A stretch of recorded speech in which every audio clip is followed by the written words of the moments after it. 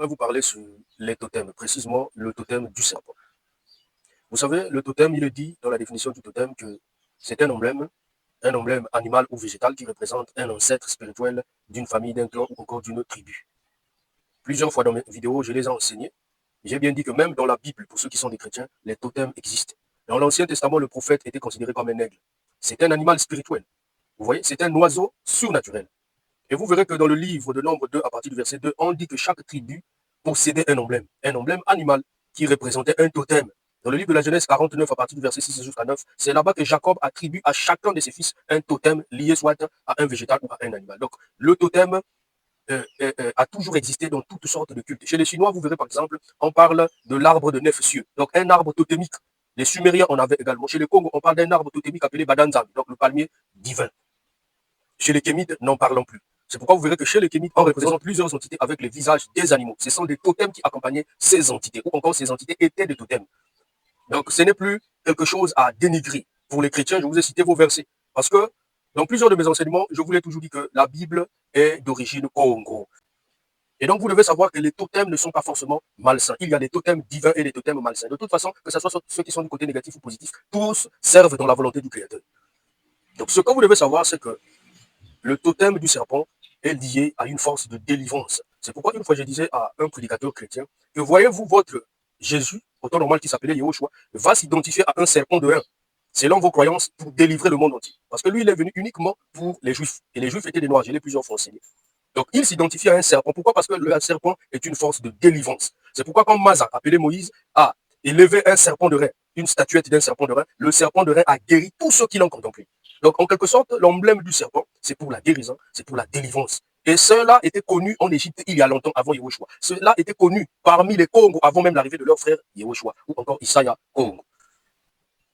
Alors, aujourd'hui, j'aimerais parler sur le totem du serpent. Dans la cosmogonie Congo, précisément dans le clan Tsakou, on enseigne le serpent qu'on appelle par le Mumba, le serpent arc-en-ciel, qui est donc la gardienne. Ce serpent est donc la gardienne des rivières. Ce serpent symbolise la naissance, la mort et la renaissance. Donc les initiés apprenaient sur ce serpent pour mieux comprendre la nature, surtout l'élément eau.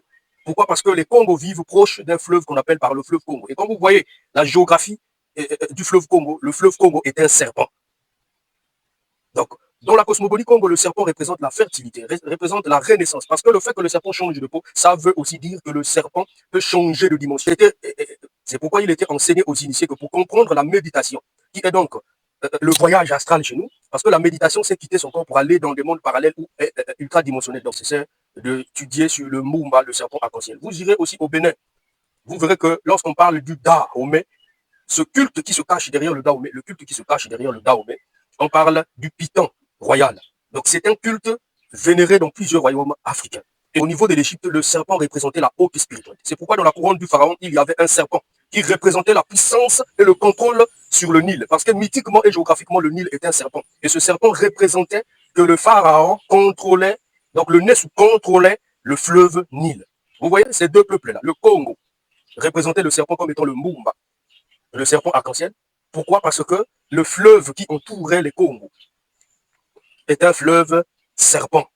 Et en Égypte, le serpent représenté sous la couronne du pharaon montrait la haute autorité qu'avait les pharaons sur les puissances des eaux. Parce que mythiquement, ce serpent représentait le fleuve Nil, car le fleuve Nil a l'apparence d'un serpent. Donc deux fleuves dans un seul continent ayant l'apparence du serpent. Chaque totem que vous verrez sur Terre renferme en soi les origines d'une civilisation, soit qui a existé sur Terre, soit qui a existé quelque part dans l'univers, mais qui tire ses origines du monde invisible. J'ai déjà enseigné sur plusieurs types ou plusieurs sortes d'invisibles, c'est-à-dire ce que l'œil naturel ne peut percevoir. Donc les totems sont avant tout des entités qui proviennent d'un monde invisible. Et donc vous devez savoir que le serpent renferme la puissance de domination, la puissance de délibération, donc la puissance de délivrance. Le serpent est un totem très mythique, est un totem très ancien, parce qu'il y a eu la race serpente, la race des serpents qui a vécu sur Terre. Et cette race-là existe jusqu'aujourd'hui. Eh bien oui, c'est pourquoi vous verrez que parmi les humains, il y a une catégorie d'êtres. C'est souvent, en plus grand nombre, ce sont des filles. Lorsqu'elles marchent sur un chemin où il y a plein d'herbes, vous verrez que si un serpent traverse, le serpent devient immobile, indépendamment de sa volonté.